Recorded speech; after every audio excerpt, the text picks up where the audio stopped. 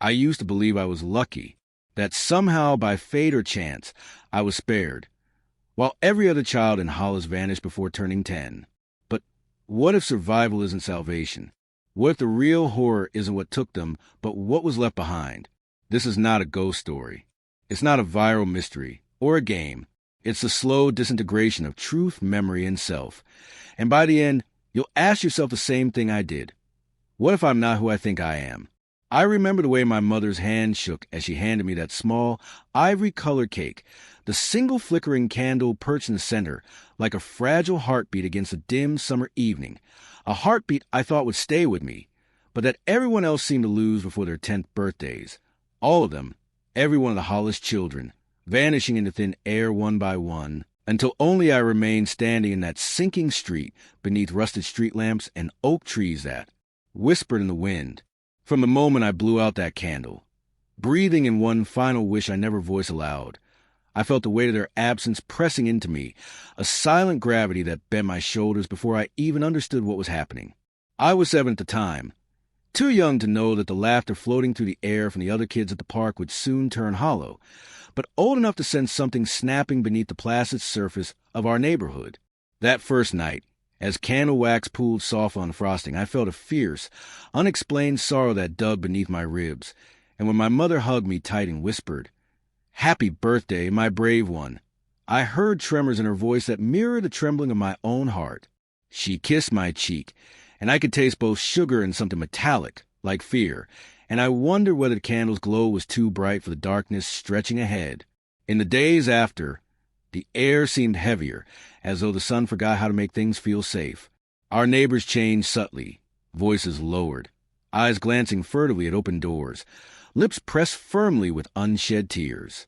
Children who once sprinted along sidewalks holding hands fell silent at dinner time, some pausing mid-fork to stare blankly into nothing.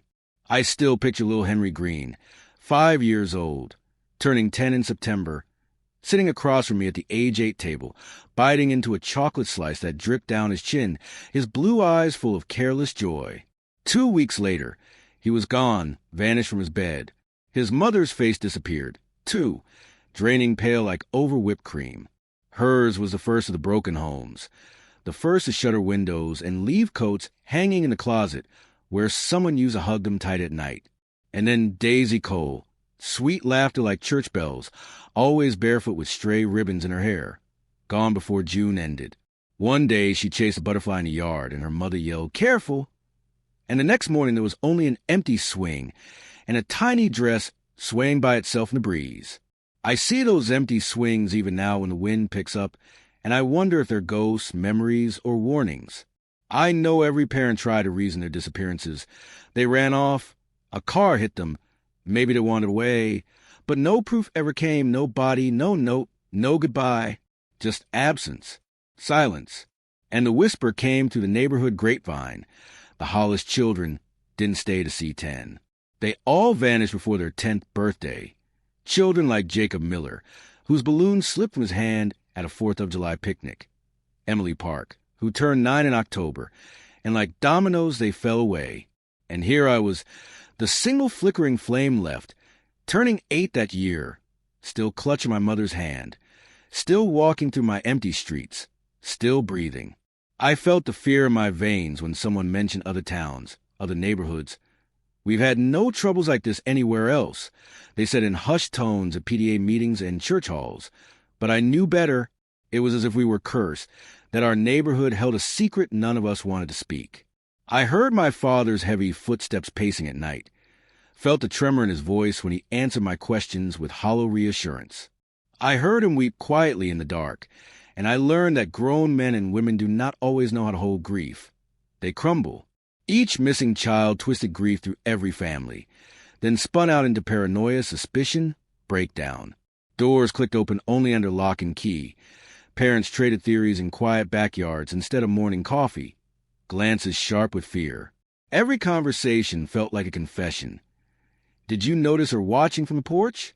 Did you hear him muttering at midnight? Each shared detail felt like tinder for a bonfire of terror. Meanwhile, I carried on being the last. I went to school and try to play tag, but the other children on the block dwindled until I had no one left to chase. Teachers called roll and pause at empty chairs. I saw the look in their eyes that said, maybe tomorrow there won't be me either. I learned to be quiet, to eat slowly, to stare at birthdays in a way that felt like holding my breath. My mother trimmed the map of playgrounds with thumbtacks to mark where each child disappeared, leaving all but mine erased. She refused to blow out every candle on my cake after that one, insisted I make a wish in silence and extinguish it alone. She said she couldn't bear to see the smoke vanish without a name behind it, without someone to hold. And my father, tapping ash from his cigarette onto his palm, asked me nightly, "Do you feel anything odd in the house? Any voices?" And I shook my head even though I felt the shape of shadows shifting in corners, felt footsteps at the threshold of my door, footsteps that belonged to no one or to everyone. I was haunted by anticipation, not of ghosts or specters, but of what could go missing next. The story of my life became a ledger of emptiness. First Henry, then Daisy, then Jacob, Emily, Sophie, Marcus. 6 children in 18 months. Each one carried into absence, leaving only an empty bed, a wilted flower, footprints washed away by rain. And in every case, police reports said no sign of struggle, no signs of forced entry. And families were told to wait to hold hope, but that hope thinned to a wafer in the mouth, tasteless and fragile.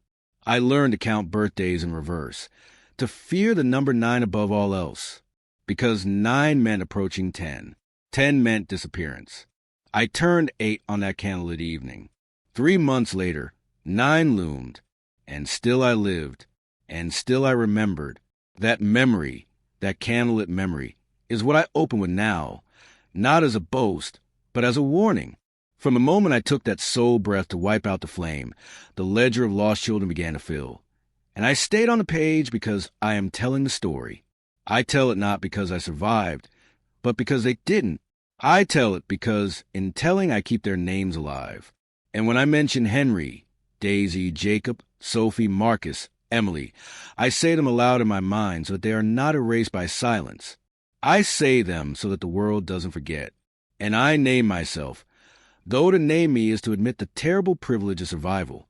So I begin with that candle, that single trembling spark of my 8th birthday, because that is when everything tilted.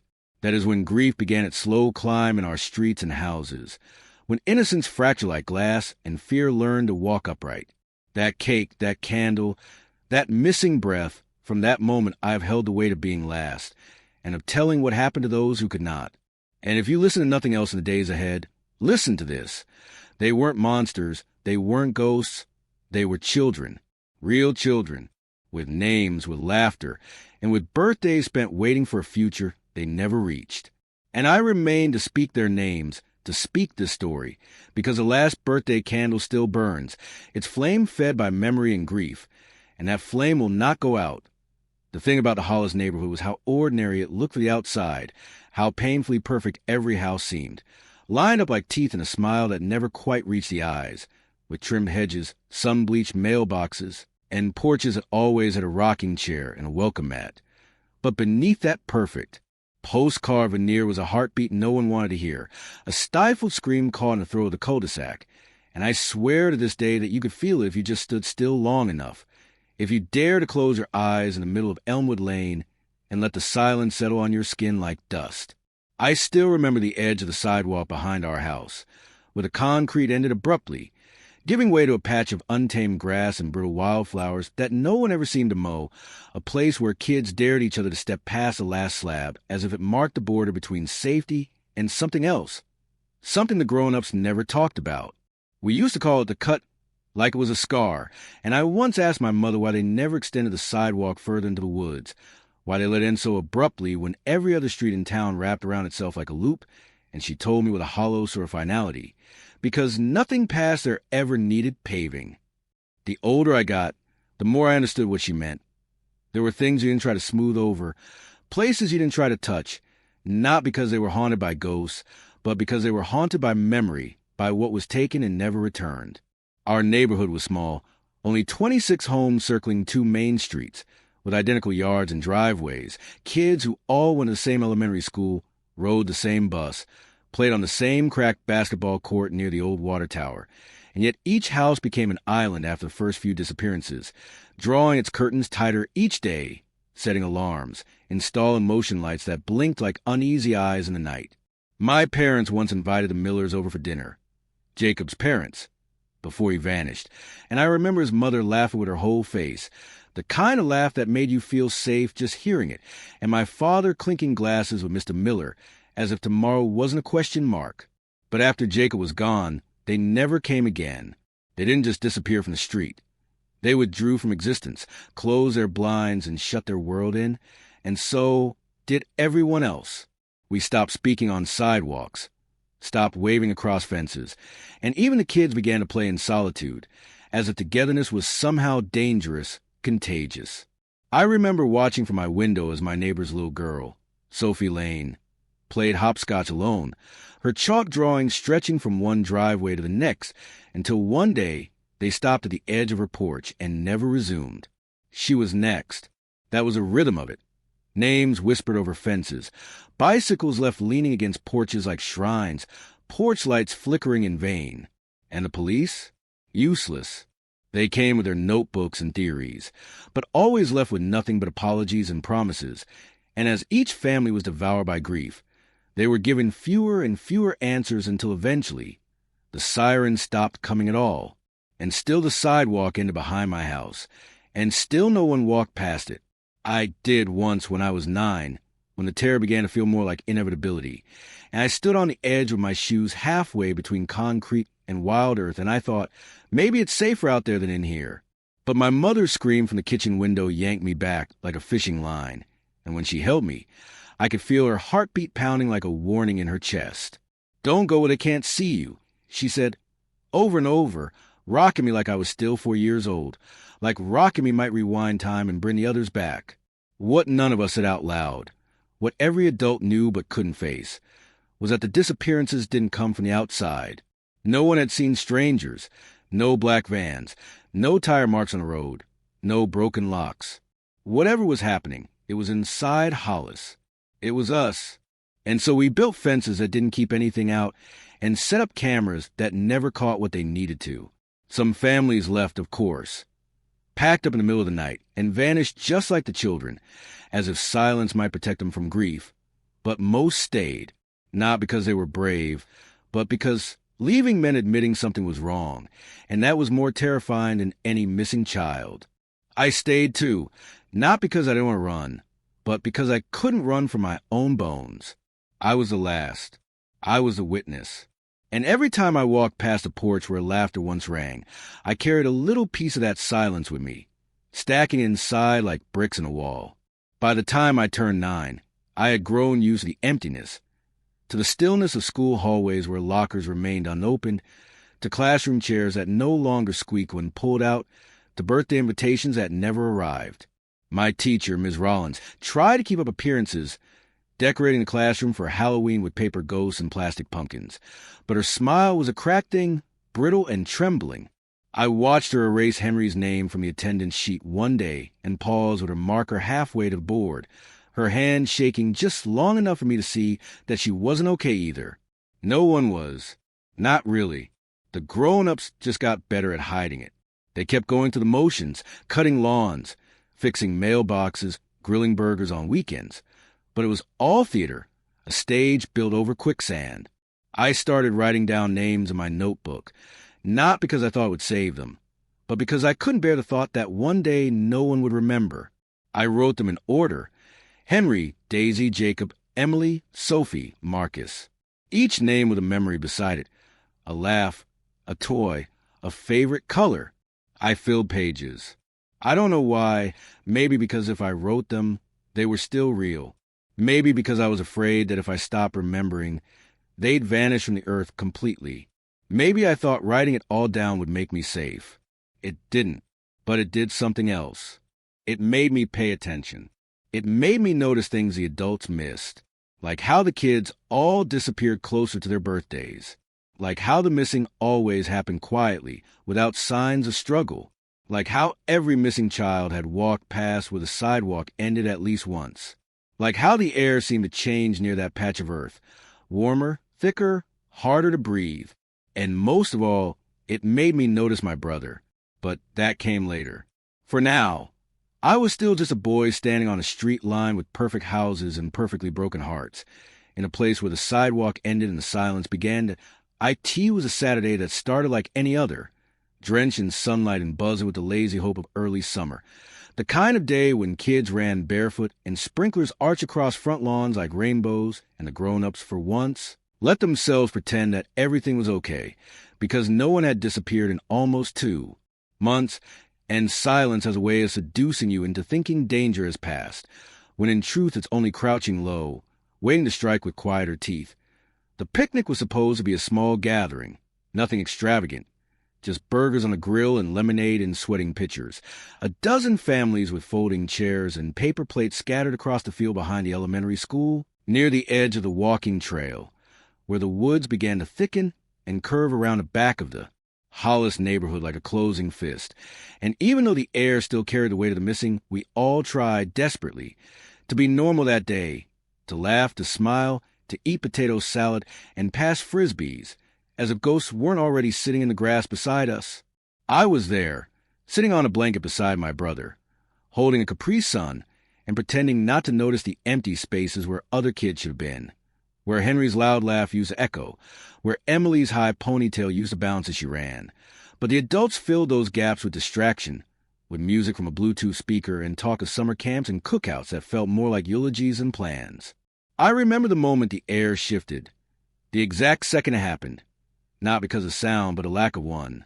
The silence was so sudden, so complete, that even the birds stopped singing, and I looked up from my juice pouch and saw Daisy Cole's mother stand with her hands half raised, frozen midward, her mouth moving but no sound coming out, and beyond her, near the playground, a group of children had stopped in place, looking toward the trees with wide, blank eyes.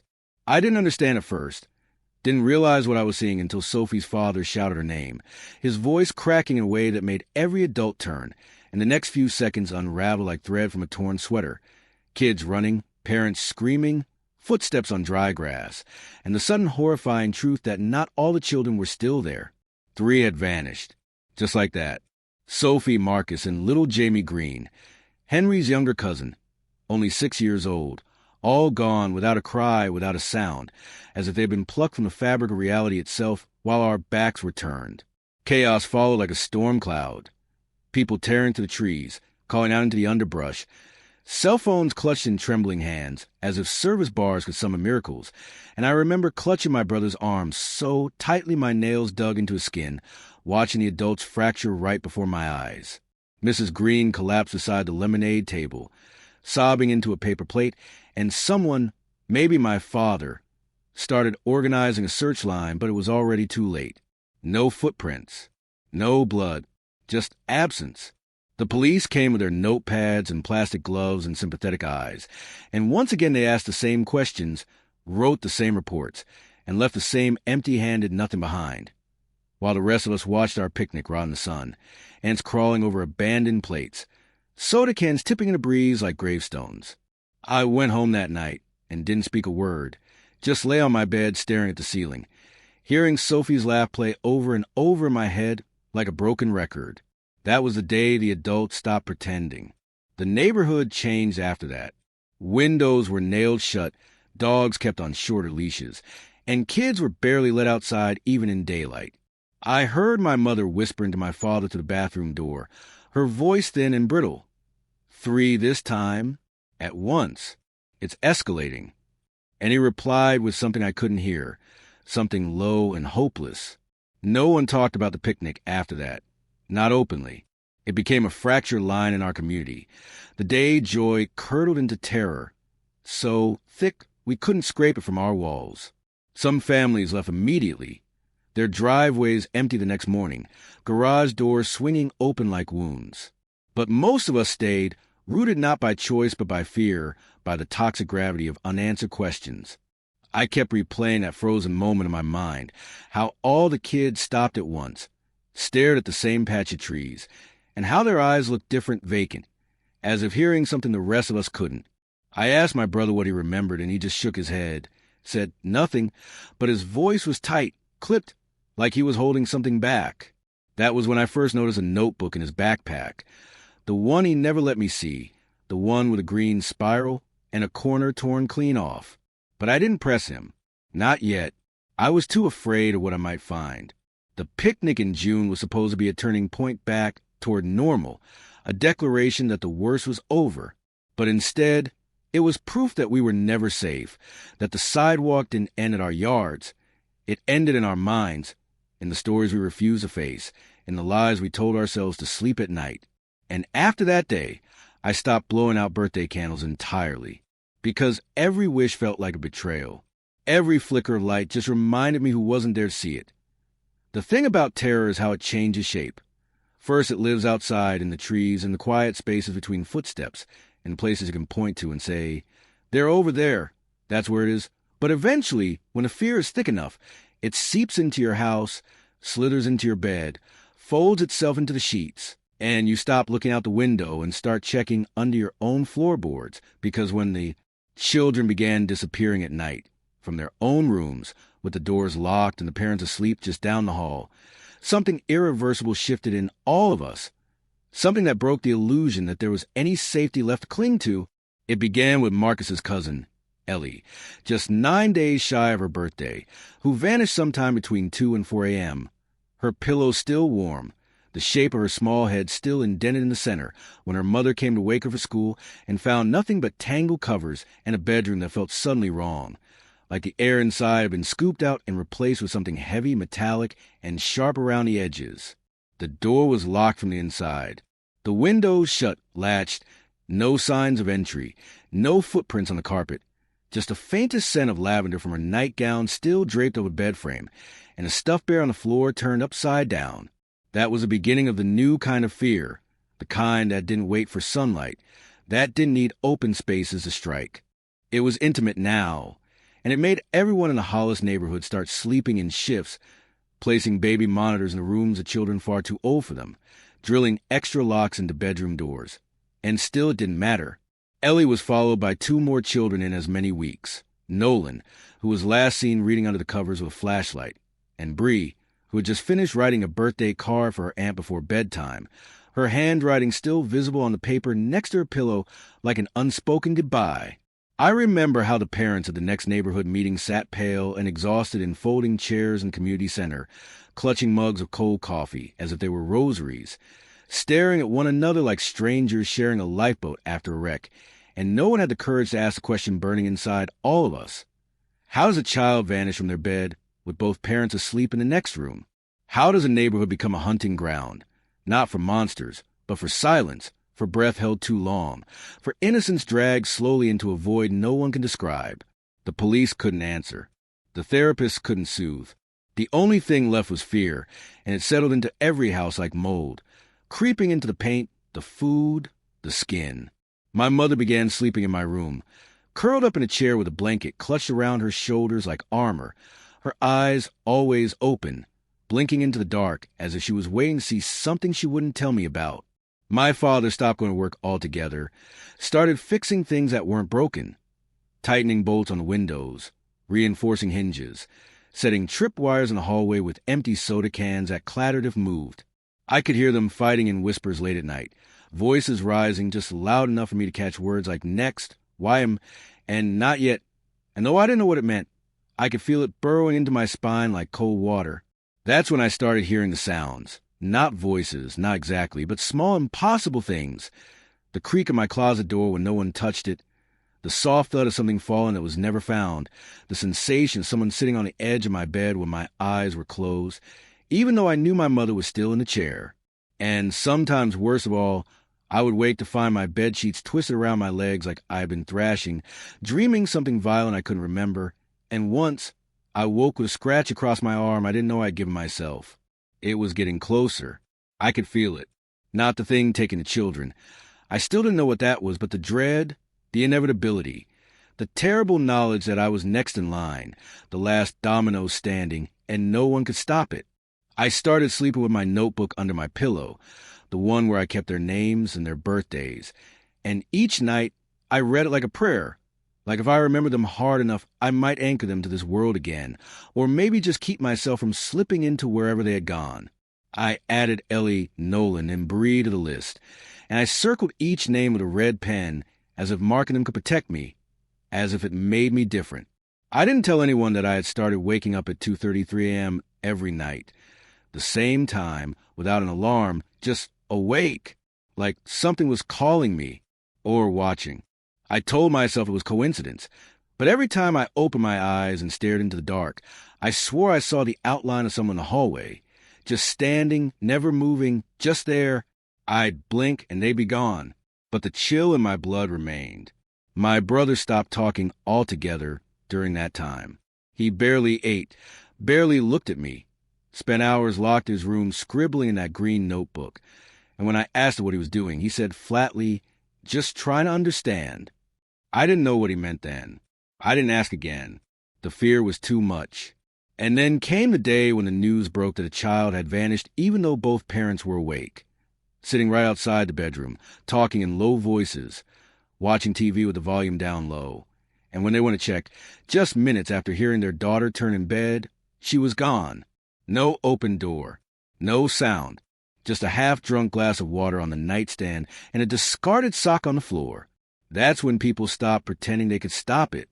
That's when people started whispering that maybe it was something in the houses themselves, some defect in the walls, in the soil beneath us.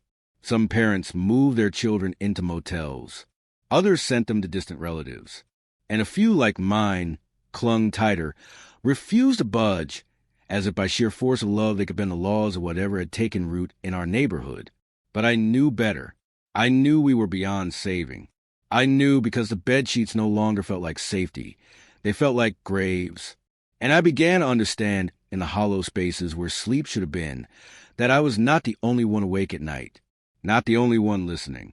Something else was listening too, and it was getting closer. I always thought of my brother as a fixture, a constant, the quiet presence in the background of our strange, unraveling life in Hollis.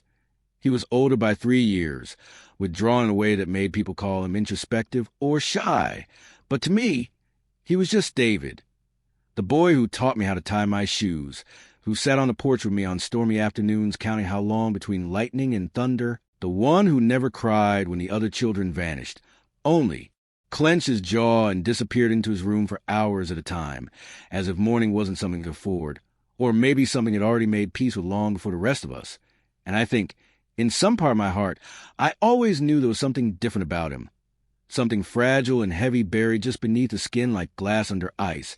But I never truly saw until today I found his journal, his real journal, not the green spiral notebook he carried everywhere, not the one he guarded like a vault, but a second one hidden behind a radiator in the crawl space of our basement, wrapped in a worn grocery bag.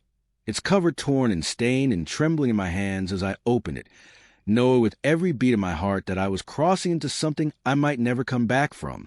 It was full of drawings, not words, pages and pages of children, hollow-eyed and stiff, drawn over and over with obsessive, intricate detail. Their faces twisted, their mouths open as if screaming or maybe yawning, their hands outstretched towards something unseen, and beneath each image a name, a date, and sometimes a time. 2:33 a.m., 2:33 a.m., 2:33 a.m., repeated like a curse. My name was there, too, not at the beginning, not at the end, right in the center, with the date of my upcoming birthday written beneath it. There were other pages, too, ones with sketches of our house from impossible angles, floor plans that included doors we didn't have, staircases that spiraled into nothing, rooms that seemed to stretch and contract like breathing lungs. And I felt my stomach turn to water as I realized how long he'd been making them, how old some of the pages were, how many of the vanished children were drawn with details only someone who had watched them closely could know. I confronted him that night, the journal clutched in my trembling hands. And when he saw it, he didn't panic, didn't cry, didn't deny anything. He just stared at me with eyes so tired, so unbearably heavy with knowledge, that I felt the bottom of my world fall out from under me. "You weren't supposed to find that," he said, and there was no malice in his voice, no anger, only a hollow sadness that made my skin crawl. "What is it?" I asked, though part of me already knew. He sat on the floor, folded his legs beneath him like he used to do during story time, and began to explain not everything, not at first, but enough to rearrange the walls inside my mind. He told me that he saw things, always had, since we first moved to Hollis. Things he couldn't explain, shapes that stood in corners when no one was looking, doorways that only open at night, and worst of all, that he had learned, somehow, that the disappearances weren't random. They followed a pattern, a rhythm. He said he started documenting it when Henry vanished, sketching everything he could remember, trying to understand, trying to see the connections the adults refused to admit were there. I thought if I mapped it out, he said, I could stop it, but the more I saw, the more I realized I was part of it, that maybe we all are. I asked him what he meant, begged him to explain, but he just shook his head, said, You'll see, and for the first time in my life, I was afraid of him. Not because I thought he would hurt me, but because I could tell he was slipping away from me, retreating into some private, unlit place that I didn't know how to follow. After that, he became even more distant, spending hours in the attic with the door shut, refusing to eat, sometimes whispering to himself in a voice so low I couldn't catch the words. My parents noticed, but they were too consumed by their own fear, their own grief, to do more than offer blank reassurances. I watched him change. Watched him lose weight, watched the circles grow darker under his eyes until he looked like one of his own drawings. And the more I tried to reach him, the more I felt that something had already taken hold of him, something I couldn't name. He wasn't just watching anymore. He was becoming part of whatever it was. I started having nightmares. Vivid, terrifying dreams of being dragged through walls that weren't there, of waking up in versions of our house that stretched on forever, full of doors that led to nowhere, of hearing my brother's voice calling me from far away, begging me not to come looking. I stopped sleeping altogether. I stayed up each night until dawn, my eyes fixed on my door, listening for that soft sound I'd come to dread, footsteps in the hall at 2:33 a.m., and when they came, and they always came, I held my breath and prayed not for safety, but for understanding. I wanted to know what my brother saw, what he knew, what he had become. I wanted to understand why my name was in his book, why I was next. There's a moment, quiet, almost imperceptible, when you stop being afraid of what's outside your house and begin to fear what's already inside it. And for me, that moment came on a windless Tuesday night, around the time the air in my room felt just a little too still, the silence too perfect, and I heard, for the first time with complete certainty, the unmistakable creak of weight shifting above my head, not the old house settling, not a raccoon on the roof, but footsteps, deliberate, measured, as if someone was walking from one end of the attic to the other in slow, thoughtful strides. I lay there frozen, barely breathing, as the sound traced the outline of my room in rhythmic thumps overhead, and something deep inside me whispered that this wasn't new, that it had always been happening, that I had just trained myself not to hear it until now. And once I heard it, I couldn't unhear it. Couldn't stop thinking about all the nights I'd spent staring at my ceiling while someone moved above me.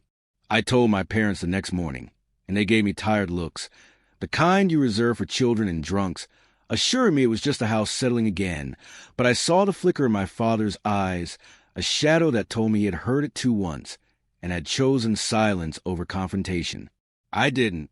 That night, I waited until the house went still, then tiptoed out of my room with a flashlight clutched like a weapon, and stood beneath the attic hatch in the hallway ceiling, staring up at it with dread so dense I could barely breathe. And though my hands trembled, I pulled the chain and let the ladder unfold with a wooden groan that made the hair on my neck stand up. I climbed slowly, the flashlight beam jittering against the dark as the attic opened like a wound above me. And when I pulled myself into space, the air hit me first, stale and heavy, thick with the scent of dust and something fainter, sweeter, like decayed flowers. I swept the light across boxes, old suitcases, and then I saw it. Bare footprints on plywood, clear and recent. Two large of mine, leading to a far corner where a threadbare blanket had been folded into a makeshift bed beside a stack of notebooks, some mine, some I'd never seen.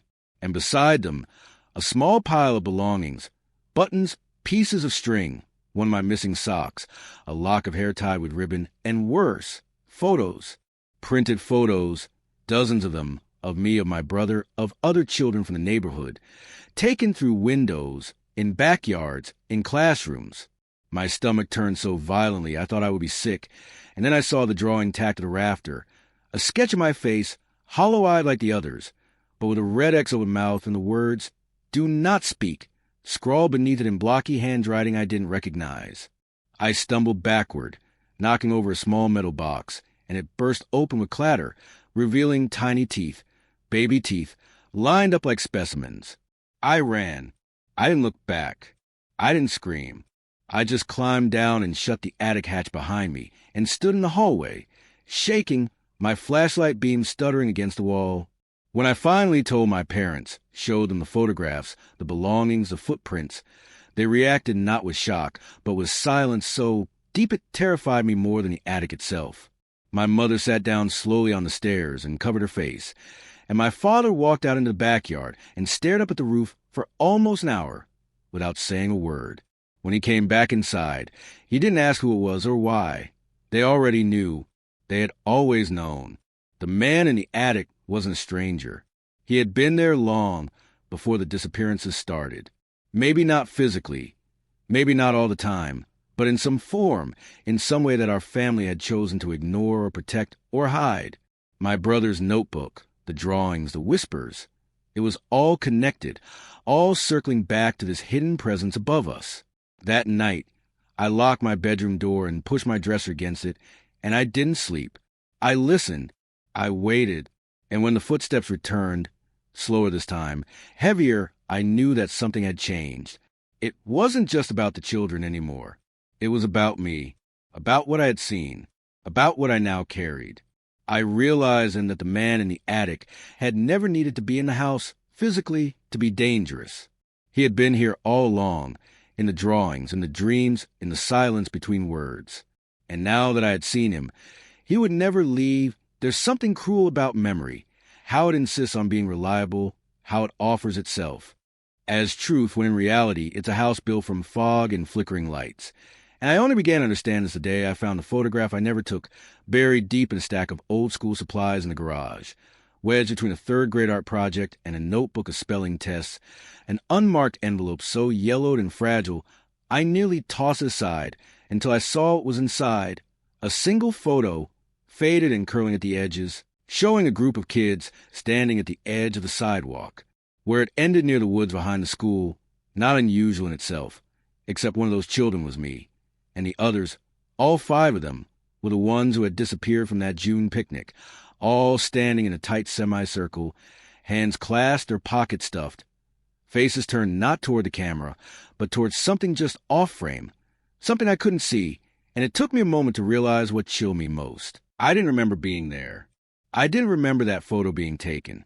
I had no memory of standing on that patch of grass with Sophie or Marcus or Jamie, and yet there I was, right in the center, my face blank, my eyes wrong, unfocused, like someone who had just woken from a dream and wasn't sure where he was. I stared at that image for what felt like hours, trying to summon the memory from wherever it had sunk, flipping through mental pages that felt worn and brittle.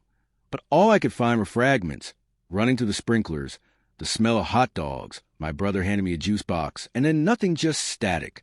I showed it to my parents, watched the color drain from my mother's face as she took it with shaking fingers, and my father, after one long, measured look, reached for the photo and tore it clean in half, not with anger, but with a kind of resignation, like someone finishing a task they'd hoped never to do. "You weren't there," he said softly, but I could hear the lie threading through his voice, the effort it took to say the words. "It's a mistake." But it wasn't. I knew it. Something had happened that day, something my mind had sealed away, buried under fear or guilt or both, and the photograph, whoever took it, however it had ended up in our garage, was proof that the story I thought I remembered wasn't the full truth. I began searching obsessively through drawers, shoe boxes, anything that might contain other photos from that day, that year, looking for gaps, inconsistencies, erased faces. What I found instead were patterns. Group pictures from school field trips with missing children cut out, birthday party snapshots where figures had been burned or scribbled over with ink, a family portrait where my brother's face had been taped over entirely. My mother told me she didn't know who had done it, blamed old albums and water damage, but the precision of it was unmistakable. Someone had been curating what we were allowed to remember, cropping reality into something manageable, and now, holding the pieces of the one photo that slipped through, I felt like I was unraveling. The final blow came 2 nights later, when I found my brother sitting in the backyard at 2:33 a.m., barefoot in the cold grass, staring up at the attic window. He didn't look surprised to see me, just tired. I sat beside him and pulled the ripped photograph from my hoodie pocket. "You said I wasn't there," I whispered, "but I was." He didn't answer at first, just nodded slightly, like he'd been waiting for me to figure it out. "That's when it started," he said. "Not the disappearances. The forgetting. That's when you changed." I asked him what he meant, but he didn't elaborate, just looked back up at the attic and said, "Some memories aren't lost. They're taken." And then he handed me a camera, an old Polaroid I hadn't seen before. "It only works at night," he said. "If you want to know what's real, take the photo when the house is asleep." I wanted to ask more, but he was already walking back toward the house, barefoot and silent, leaving me in the yard with the pieces of a forgotten day and a camera that suddenly felt heavier than it should. That night, I waited until the house was dark, until even my own breath felt like it was echoing the silence, and I raised the camera to my face and clicked the shutter. The flash exploded in the hallway like a lightning strike. And for just a split second, I saw something standing at the top of the stairs, tall, motionless, watching. I blinked, lowered the camera, but it was gone. My hand shook as the photo slid from the bottom of the Polaroid and developed slowly, painfully slowly, the image swimming up in the dark like something surfacing from deep water. And when it came into focus, I saw myself, standing beside the attic hatch, smiling. But I hadn't moved. I hadn't left my bed, which meant either the photo was lying, or my memory was. And whichever was, the truth was worse than anything I could have imagined. The cassette was tucked inside a box labeled Guidance Office.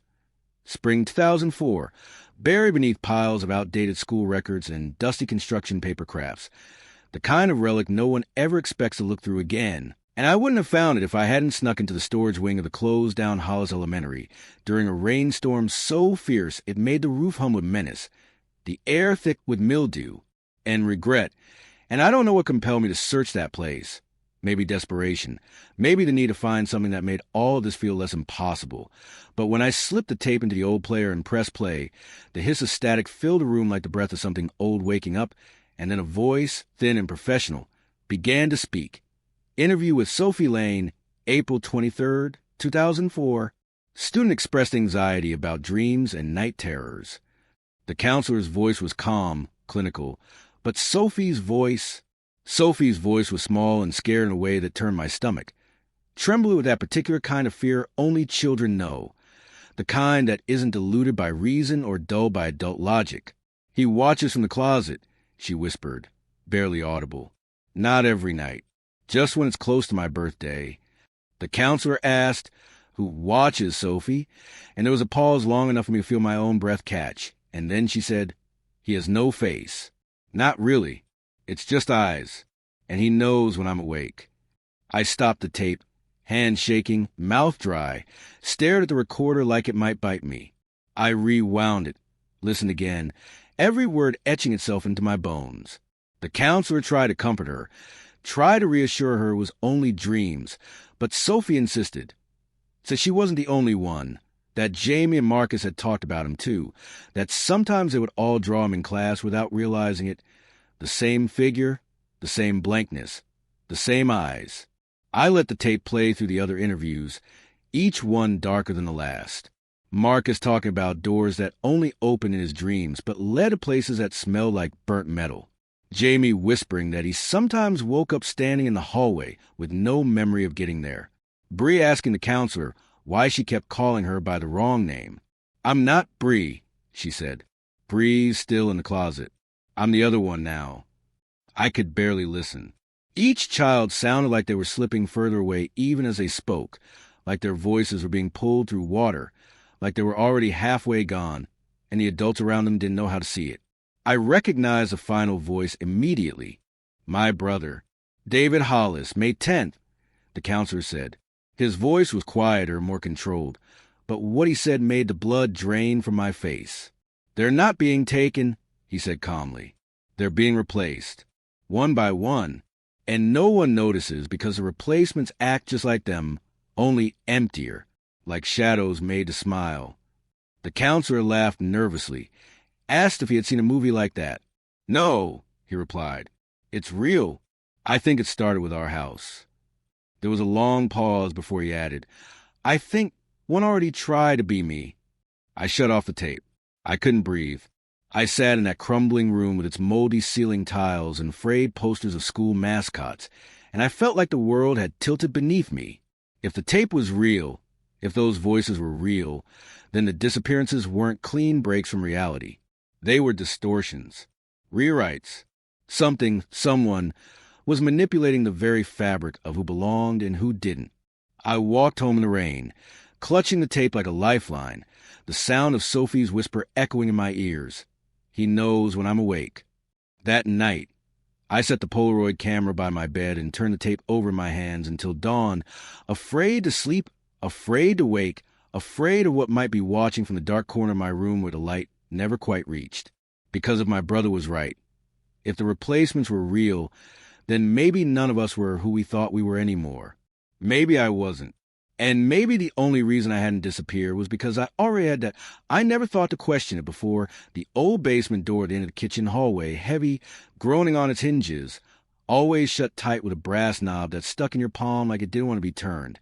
But after everything I'd seen, everything I'd heard, the interviews, the photograph, the footsteps above my bed, and the sketch of my smiling face in a photo I never posed for, I found myself staring at that door one afternoon with a new kind of awareness, a crawling heat behind my eyes like something forgotten had begun to move again, and I asked my mother, just casually, if we had ever used a basement for storage. She didn't answer immediately, just looked at me the way she might look at an open window in winter, nervous, alert, unsure how long it had been that way. And finally she said, "There's nothing down there. It's just old, damp, it smells." Which was exactly the sort of answer that no longer worked on me. That night, while my parents slept and my brother sat motionless in his room drawing a circle over and over in the center of a blank page, I took the flashlight and made my way to the door, expecting resistance, but finding the knob turned easily, as if it had been waiting, and when it creaked open, the air that spilled out was dense and cold and smelled not of mildew, but of something far worse, iron and dust, and something sweet like rotting fruit. And I stood there for a long time, not breathing, just listening, because beneath the creak of the stairs and moan of the shifting house, I could swear I heard something deeper, like the slow draw of breath from a great mouth just beyond the reach of light. I descended slowly, every step groaning under my weight, the flashlight beam flickering as if resisting the space, and when I reached the bottom, what I found wasn't storage or clutter, but a wide, nearly empty room with unfinished walls and a concrete floor stained in places where water had never reached. There was a mattress in the corner, small, sunken. Beside it, a stack of notebooks identical to the one I had found in the attic, but older, more detailed, some of them labeled only by month and year. I opened one and immediately dropped it as if it burned me. Page after page of children's drawings, scribbled in crayon and pencil, signed in a dozen different names. Some I recognized, some I didn't.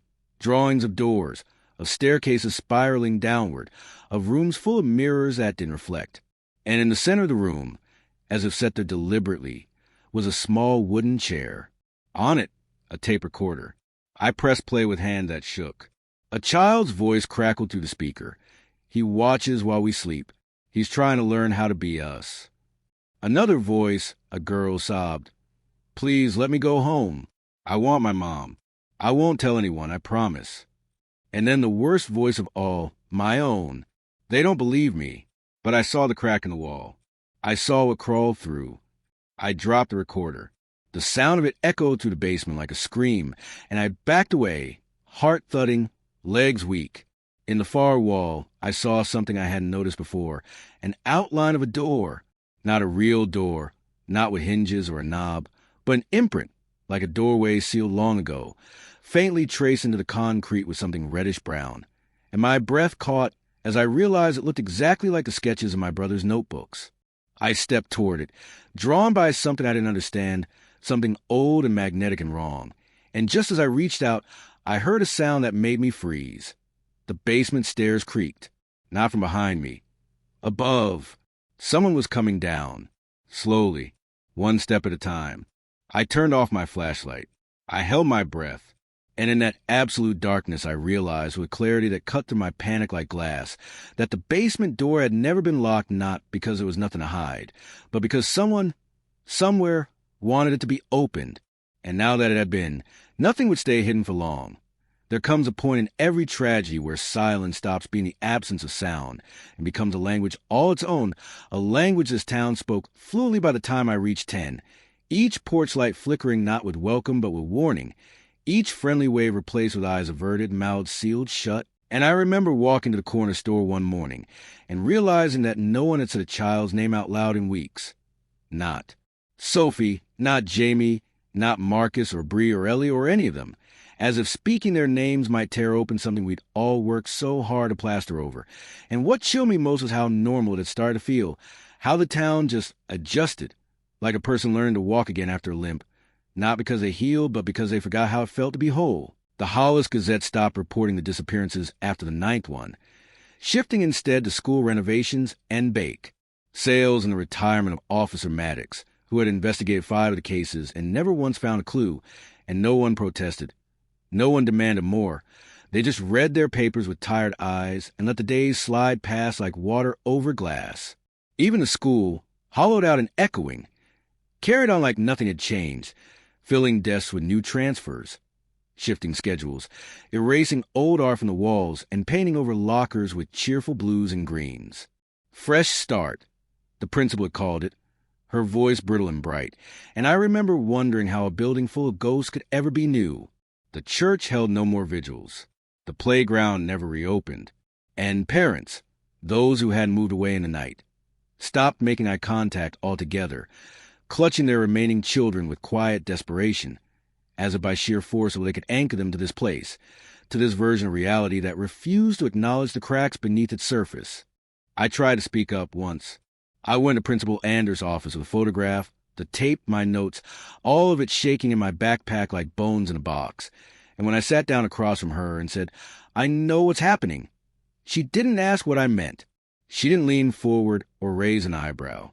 She just stared at me for a long moment and then smiled, a small, sad smile. "You're very imaginative," she said, "but some stories are better left alone." And just like that, the air around us thickened into that same familiar silence, the one I had come to recognize like a fingerprint, and I knew I would get no help from anyone, not the school, not the town, not the people who once smiled at me in church pews and now crossed the street to avoid even my shadow. The town didn't just forget its children. It erased them, consciously, willfully. I saw in the way the Hollis Historical Society removed the children's art from its archive, in how the neighborhood blogs scrubbed their names from old posts, in how birthday party invitations only ever included names from families who had never had trouble. Trouble, as if vanishing into nothing was a tantrum, a phase. I began to wonder if forgetting was the only way the town could survive, if acknowledging the truth would tear something wide open that none of us were prepared to face. But the forgetting came at a cost. You could see it in the way people moved, shoulders hunched, eyes dull, like they carried the weight of absence without remembering why. I watched Mr. Green, who once coached Little League, sit in his driveway for hours without starting his car, staring at nothing. I watched Mrs. Cole repaint her shutters 3 times in a week, the same color over and over, like she was trying to seal something in. I watched the mayor give a cheerful speech at the summer fair, while his daughter's face faded from the missing posters around town, until one day those posters were gone, and her name never spoken again. My brother stopped speaking entirely around then. He wandered the house like a ghost, sometimes muttering under his breath, sometimes staring at the wall behind the fridge as if it were a window to something I couldn't see. And every night, at exactly 2:33 a.m., I heard footsteps, not from the attic, from the basement. As if something had shifted below, waiting. I realized then that it wasn't just our house that was sick, it was the whole town. Hollis wasn't cursed in the way people thought. It didn't need ghosts or monsters. It needed people who looked away, who chose forgetting over remembering, silence over truth. And in that forgetting, something had taken root. Something that grew stronger each time a name was erased, each time a memory was buried. Something we had all fed without meaning to. Or maybe some of us did mean to. Maybe some of us always knew. For a long time, I told myself I was a lass, that I was the only one left from that vanished generation, the final flickering candle among so many snuffed out before their time. And I believe it, because believing it gave me purpose, gave me something to hold on to in the slow, collapsing gravity of Hollis.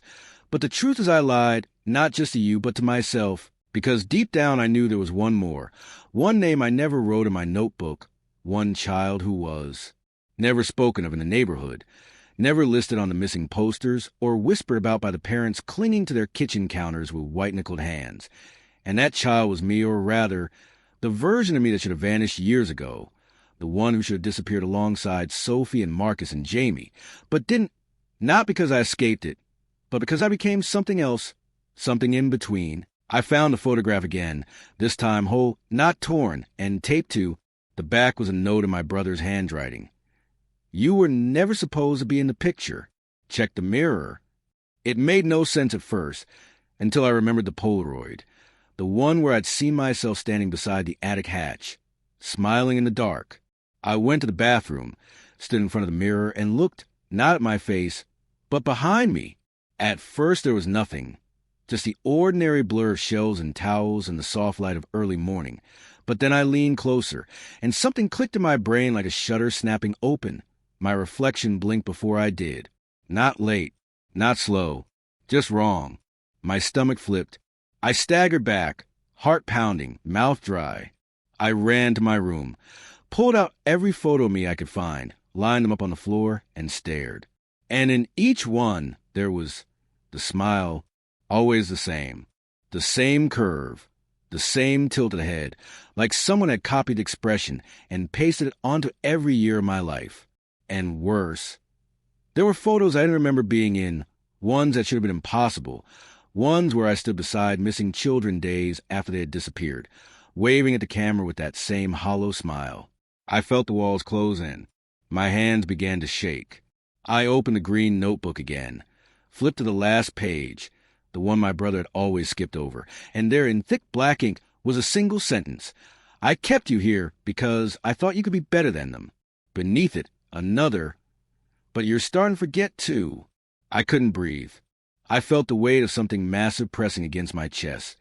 Not a presence, but a realization. I wasn't the last. I was the lie, the placeholder, the copy that stayed behind when the original went missing. I looked at my hands and didn't recognize them.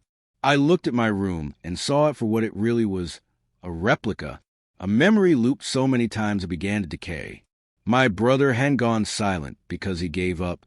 He'd gone silent because he couldn't bear to look at me anymore, because he knew. And now, finally I did too. The horror of Hollis wasn't just that children vanished. It was that something took their place, quietly, efficiently, convincingly. And I had lived among them, played among them, not knowing I might have been one all along. I thought I was the last survivor, but I wasn't. I was the first replacement. And somehow, I had forgotten that too. I've thought a lot about that birthday. The 8th one, the one with a single candle in my mother's trembling hands, and the way the wax pooled at the center of the cake like a wound. And I think now, after everything, that maybe it wasn't a celebration at all but goodbye. Not to the others, not yet, but to me, to the version of me that used to exist before forgetting began, before the mirror blinked out of sequence, and the photographs lost there. Weight in my own voice on the interview tape sent chills down my spine, and I think my mother knew or suspected that something wasn't quite right even then, maybe not in words, but in instincts, because a mother always knows, even if she never says aloud. And here I sit now, writing this, not because I expect anyone to read it, not because I think it will fix anything or bring them back, but because this might be the last honest thing I ever do, the final breath of truth before I disappear. Completely. Whether by erasure or replacement, or simply by memory fraying to the point of uselessness. Because I feel it now, the slipping, the unraveling, not just of thought or time, but of self, like waking from a dream you weren't supposed to remember, only to find that everything in the waking world feels just a little too clean, too quiet, too arranged. My brother is gone, physically emotionally, entirely. One night, he simply walked out the back door and didn't come back. No note, no sound, just absence, the same as all the others. My parents act like he never existed now. They hum in the kitchen, decorate for holidays, ask me how school is going with that same painted-on warmth I've come to fear more than the silence, because it means they've finally given in too. The town has paved over the end of the sidewalk, built a dog park there. Kids run and scream and laugh like nothing bad ever happened. And maybe that's the final horror. How quickly we can adapt, how completely we can let go of what hurts us, even if it means letting go of the truth. I walk past the houses sometimes and see new families moving in, smiling, unpacking boxes, placing framed photos of children who aren't mine to remember in windows that used to hold silhouettes of the vanished. I think about saying something, about warning them, but the words rot before they reach my throat, and I just keep walking. There's a mirror in the hallway now that I avoid. I feel it watching me more than reflecting. Some mornings I catch movement that doesn't belong to the way I stand. At night, I still hear footsteps, but now they don't stop outside my door. They pass through. They linger. They wait. And through it all, the memory of that candle remains. The last moment I was certain I was myself before something changed, before the silence filled the cracks, before I became what I am now. I think about lighting a new one, sometimes, seeing if the flame will respond to my breath, seeing if I can make a wish that still means something. But I never do, because deep down, I know that candles still burn somewhere, maybe in the attic, maybe behind that sealed door in the basement, maybe just in the back of my skull where dreams go to rot. And if I look too closely, if I try to blow out again, there might not be anything left of me when the smoke clears. So I leave it burning. For them. For what I used to be. For the version of this story that ends differently. But mostly, I leave it burning because I'm afraid that if it ever goes out, something else will finally take my place. And this time, no one will notice. Not even me. They say forgetting is mercy. That memory only drags us back into the pain we were meant to outgrow. But I know better now. Forgetting is where it begins. In Hollis, forgetting didn't bury the past. It fed it. And now that I've pieced together what I am, what we all became, I'm not sure this story ends with me at all. Maybe it never ends. Maybe it's just waiting for another name to vanish. Another child to smile the wrong way in a photograph. So if you still remember this story tomorrow, hold on to that. Because forgetting is how it finds you, that if something about this story clings to you, if a name, a sound, a feeling won't leave your mind tonight, don't keep it quiet. Speak their names. Write what you felt. Tell someone. And if this stayed with you long enough to finish, light a candle in the comments. Because if enough of us keep the flame alive, maybe, just maybe, the forgetting won't win.